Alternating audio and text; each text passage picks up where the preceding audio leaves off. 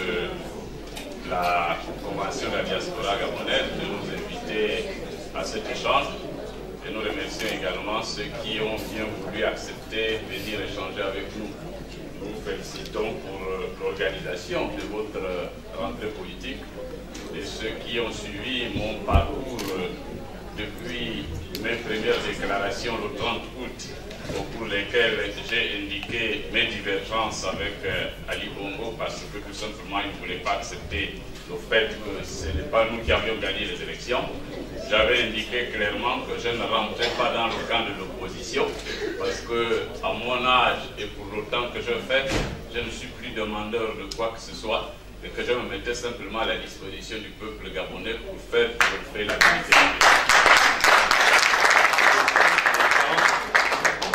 Vous avez sollicité que dans le cadre de l'ONG Unité, nous essayons de venir échanger avec vous sur le lobbying international. Même si nous ne sommes pas des lobbyistes en tant que tels, comme le disait tout à l'heure la jeune sœur, mais nous menons un travail qui peut être qualifié un travail de lobbying auprès de la communauté internationale.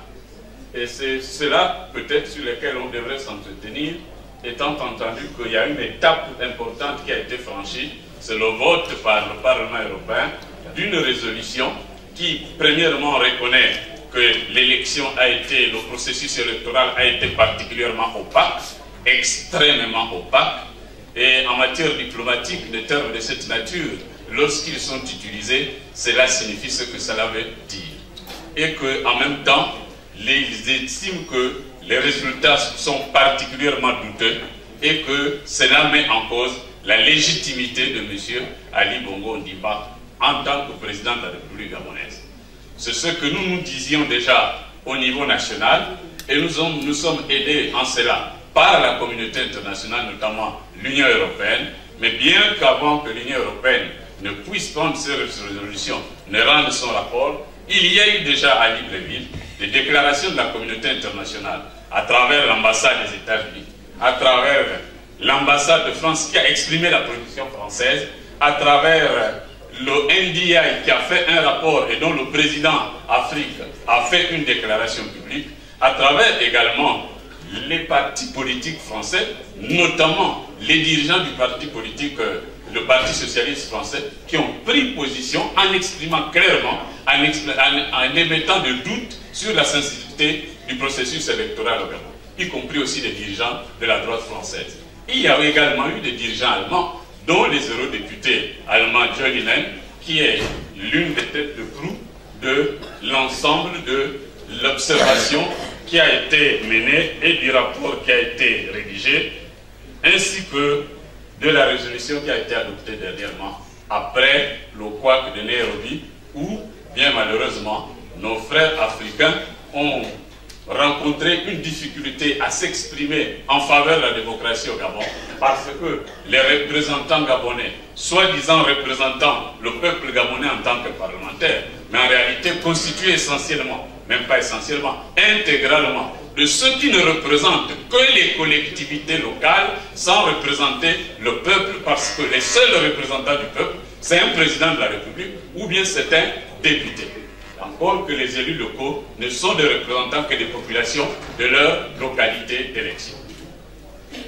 Ceci étant dit, lorsque vous nous demandez donc d'expliquer un tout petit peu qu'est-ce qu'il faut en matière de lobbying international, ce n'est pas que nous venions vous rendre compte de ce que nous avions déjà fait. Ça, c'est maintenant du domaine du passé. Qu'est-ce que nous devions tous faire ensemble? Parce que chacun, là où nous nous trouvons, nous avons la capacité de mener un travail de lobby.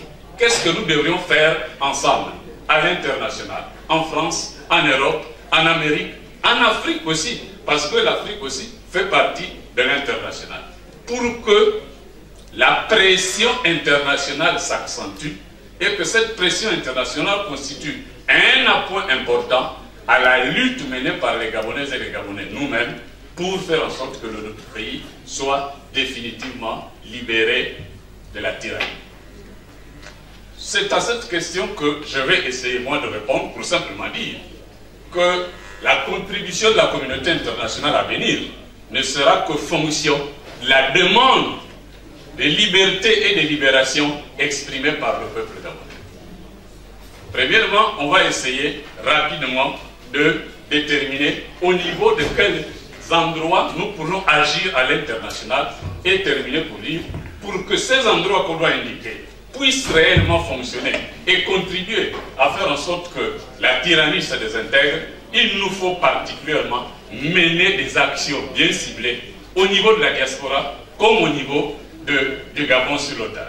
Voilà un peu balisé ce que je comptais, moi, apporter comme contribution ce soir au nom de l'ONG Unité.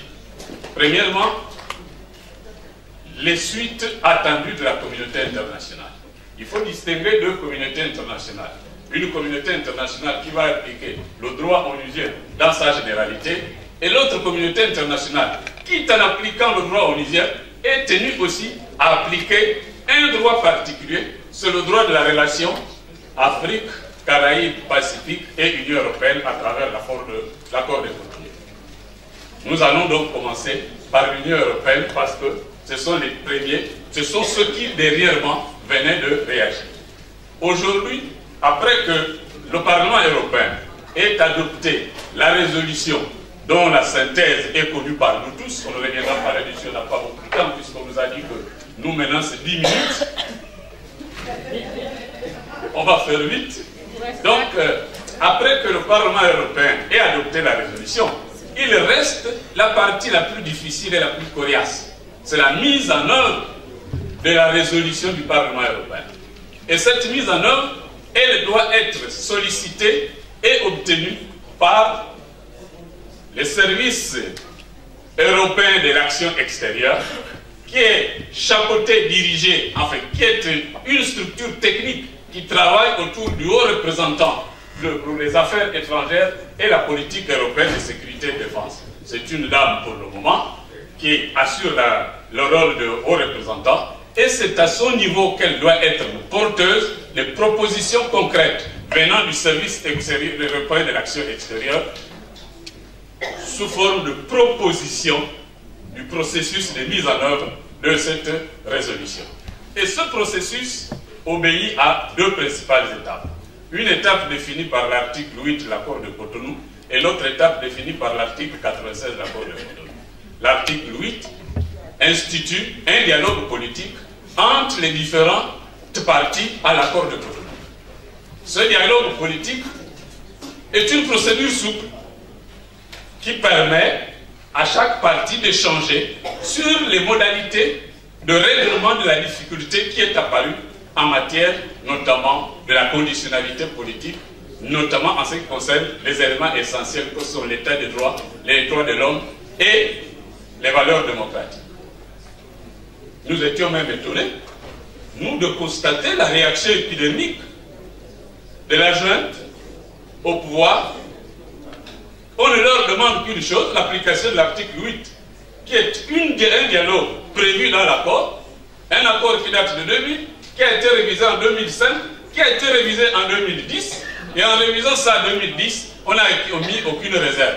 Et puis, non, ils disent, c'est une ingérence dans les affaires intérieures du Gabon. Sans être capable d'avoir ne fût-ce que la bonne foi et l'honnêteté de reconnaître que nous sommes liés par cet accord. Et que même si nous demandons aujourd'hui à sortir de cet accord, nous devrions rendre compte des effets que nous avions causés sur la base du moment où nous étions encore partis à la Convention de Cotonou.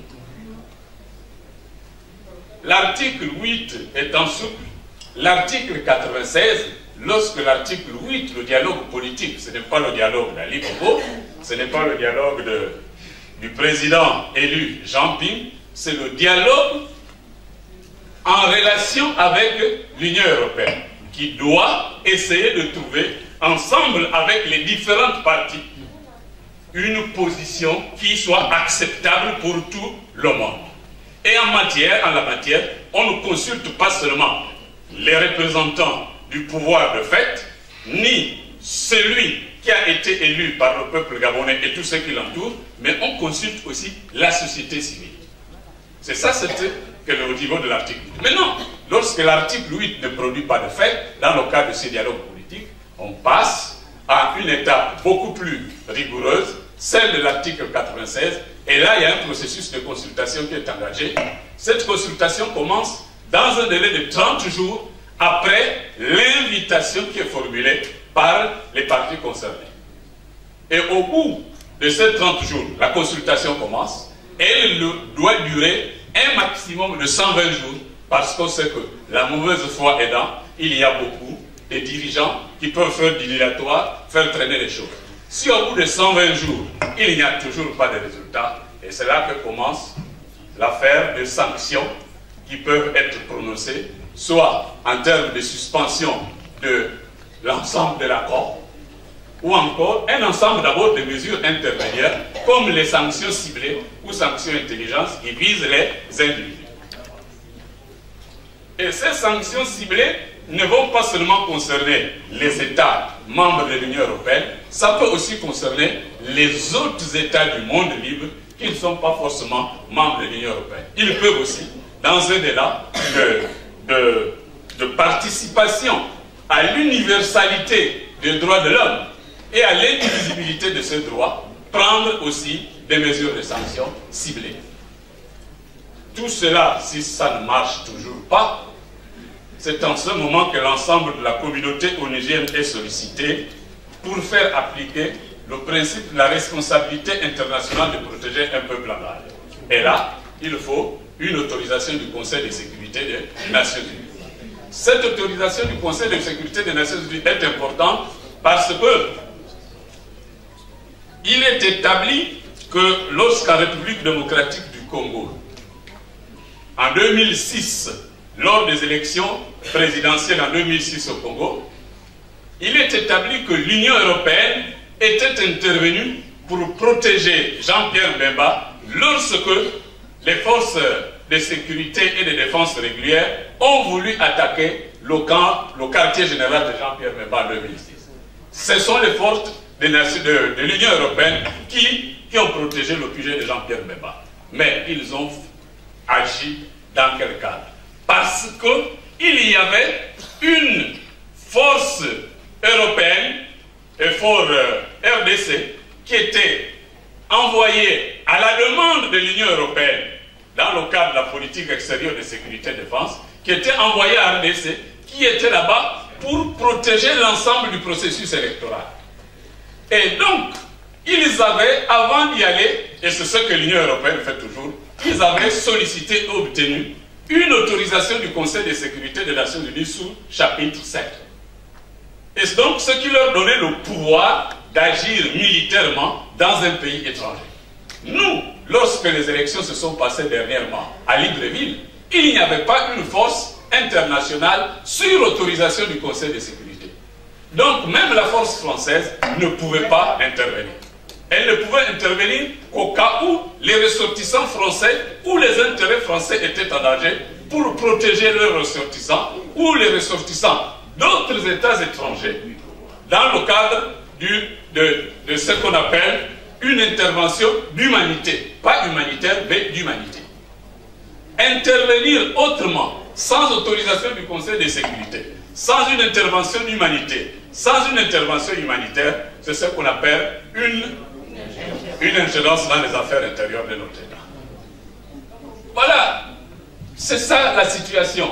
Maintenant, vous savez, j'en suis conscient que la politique c'est d'abord une affaire d'intérêt et les relations entre États c'est d'abord des relations d'intérêt et même la reconnaissance d'un État n'obéit pas aux règles du droit. La reconnaissance d'État c'est une affaire discrétionnaire. Pour des raisons multiples, les uns peuvent reconnaître un bourreau, d'autres ne le reconnaissent pas. Ça, c'est en ce qui concerne ce que nous attendons de la communauté internationale extra-africaine. Mais il y a aussi l'Afrique. Nous avons l'Union africaine. Nous avons la CEAC. Nous nous rappelons que le Gabon est présent en République centrafricaine dans le cadre d'abord d'une intervention de la CEAC, d'abord la CEMAC au départ, devenue CEAC par la suite, et ensuite on a intégré maintenant la force onusienne. Mais est-ce que nous pouvons bénéficier d'un soutien de la CEAC pour le moment? Ce n'est pas évident. Mais il ne faut pas également désespérer. Il faut mener du lobbying vers les États membres de la CAC. Ne pas avoir des a priori. Il y a également l'Union africaine.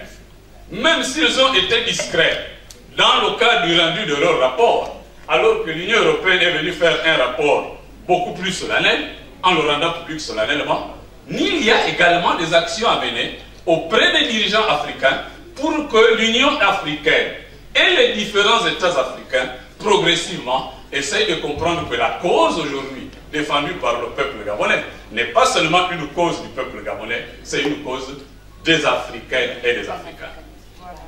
Et nous avons là des leviers également sur lesquels on peut utiliser, notamment notre société civile, peut contacter aussi la société civile de ces différents États pour essayer de faire avancer les choses. Comme le disait tout à l'heure monsieur l'autre Ali. Je sais que vous êtes tous des Ali, un ici, l'autre là-bas.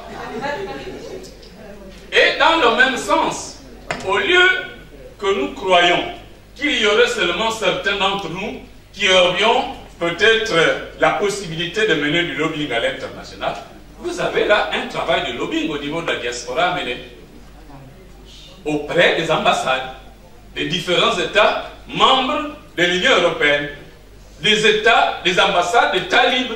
Nous avons l'ambassade des États-Unis ici. Il s'agit d'aller déposer matin, midi et soir quelques courriers, quelques pétitions, quelques interpellations pour dire la France c'est le pays des droits de l'homme, les États-Unis c'est le pays des grandes libertés. Il faudrait que vous nous aidiez à faire en sorte que nous puissions obtenir la libération du Gabon.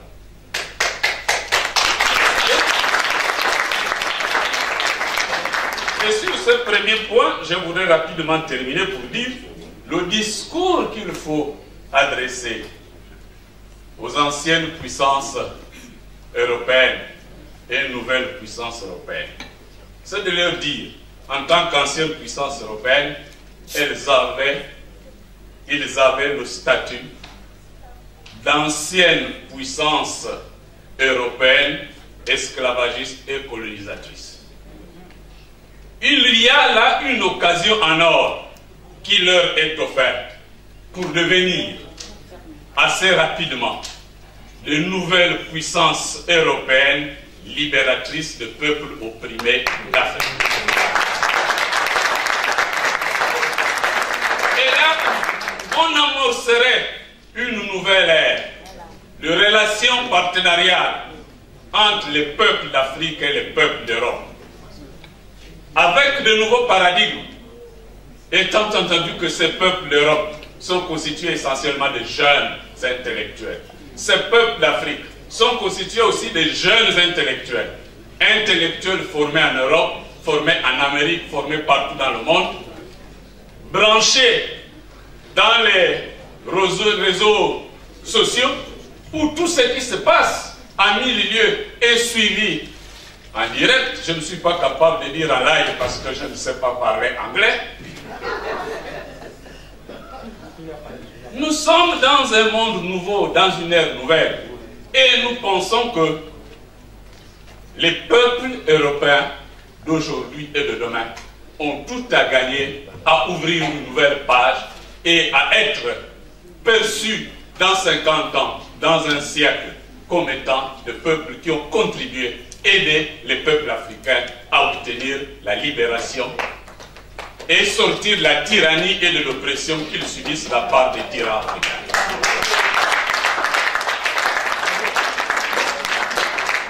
Rapidement, pour que tout ce travail de lobbying international fonctionne, il nous faut que nous soyons nous-mêmes les artisans de notre propre libération.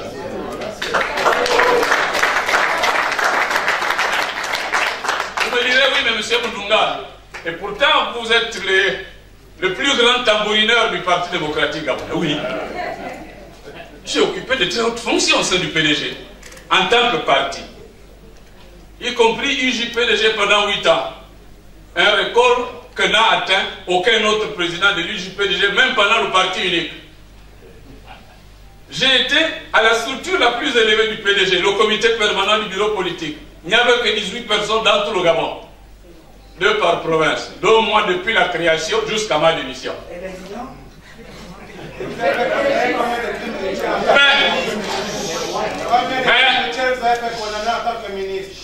Je veux répondre quand vous pourrez poser des questions.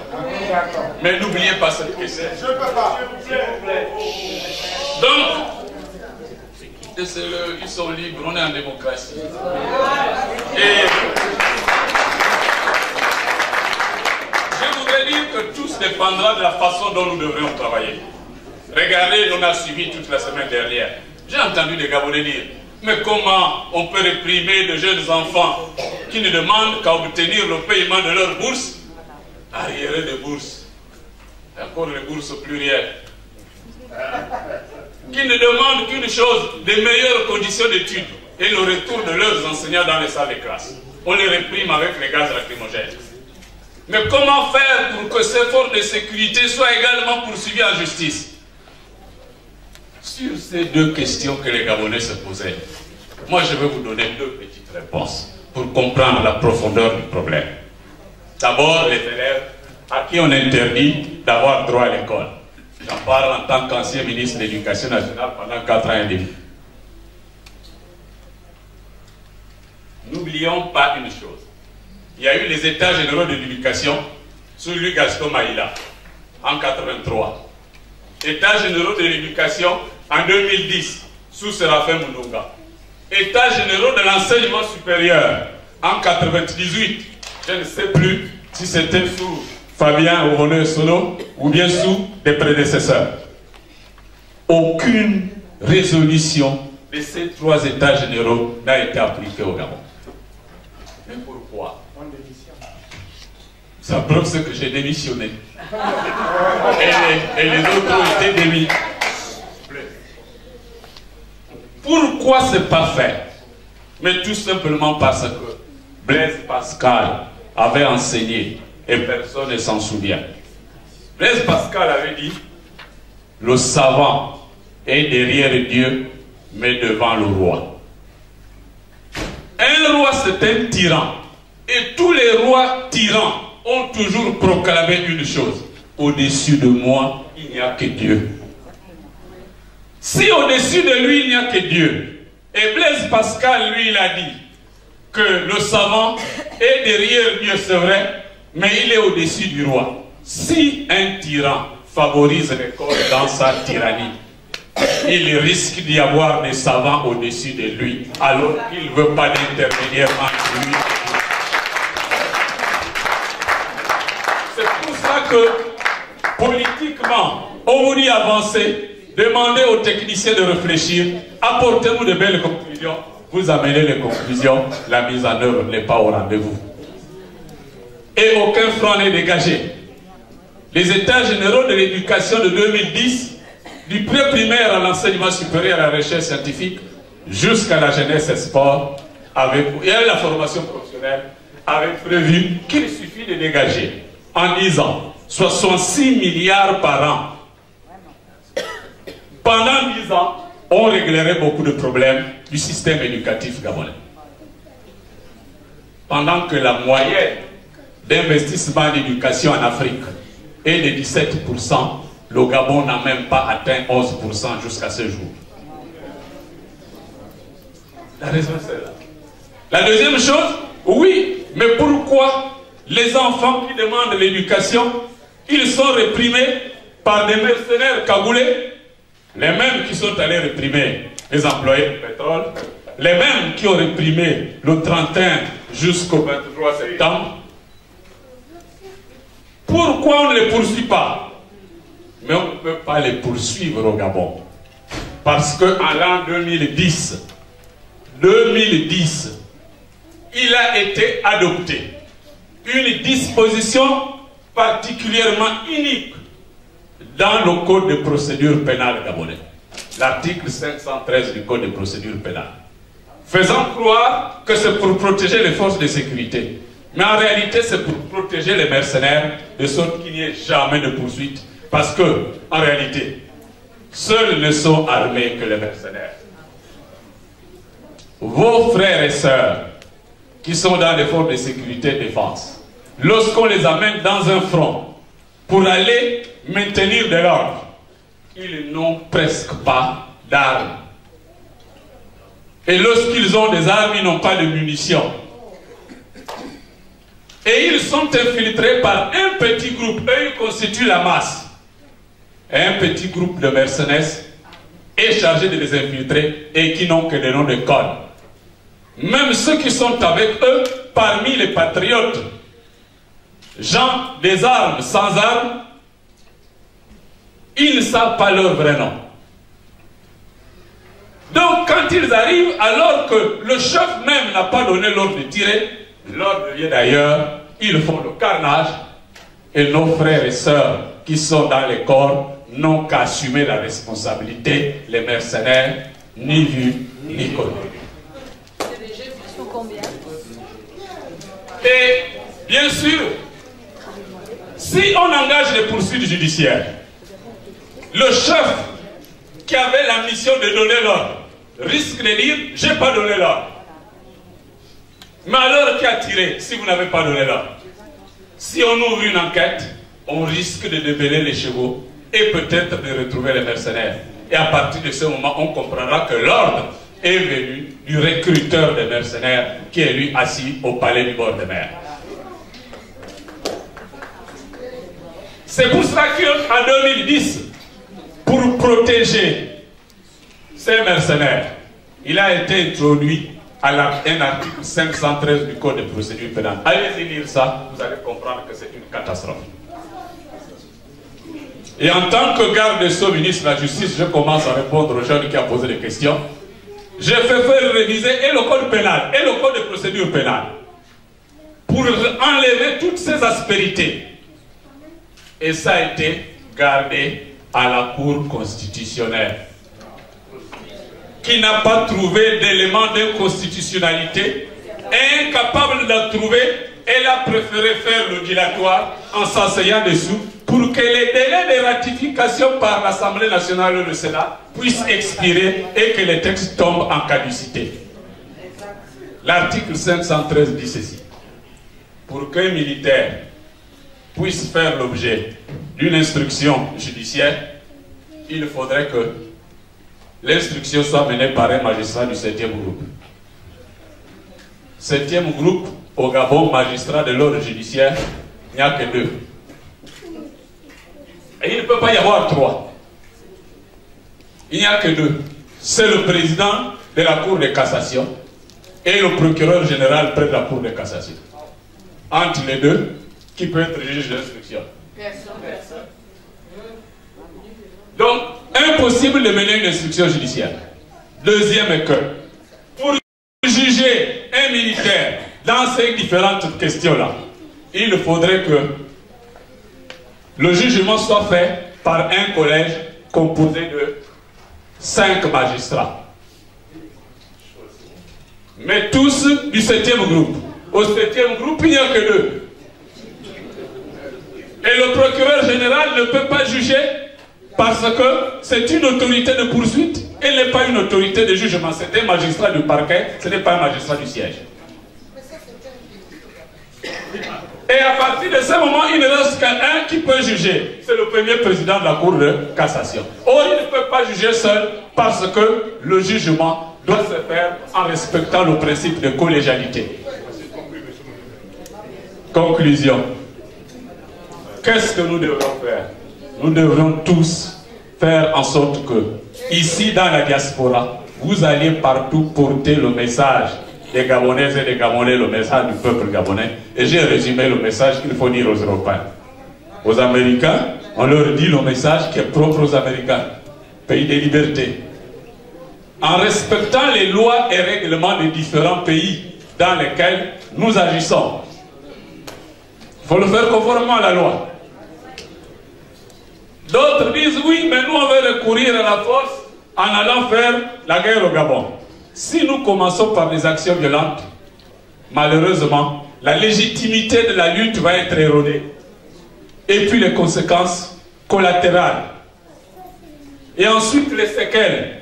Après une guerre civile, pour réconcilier, c'est quasiment impossible. Et les pays qui ont connu les guerres civiles, la réconciliation 10 ans, 15, 20 ans après, n'a pas toujours été obtenu. Et c'est pour cela qu'il y a des actions non violentes qu'il faut mener. Par protestation, la désobéissance. Si un tyran, plus personne n'obéit, il n'est plus tyran. Notez une seule chose, c'est le cardinal Mazarin qui avait conseillé à tous les tyrans du monde. Quand j'entends les Gabonais dire, mais à chaque fois que les gens essaient de manifester, on tire dessus. Mais parce qu'un tyran, lorsqu'il doit choisir, et je termine par là, lorsqu'il doit choisir entre être aimé et être craint, le cardinal Mazarin a dit qu'à défaut d'être aimé et d'être craint, il vaut mieux être craint sans être aimé que d'être aimé sans être craint. Fin de citation et je vous remercie.